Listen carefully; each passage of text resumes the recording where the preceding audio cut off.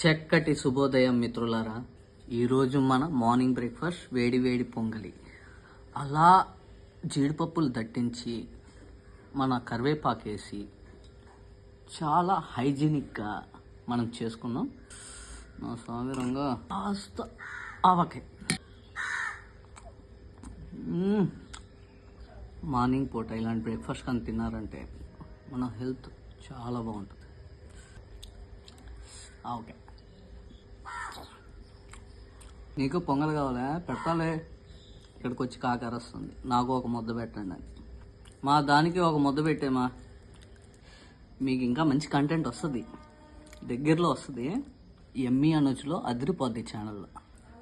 ఇది కదా సుఖం అంటే, ఏమంటారా?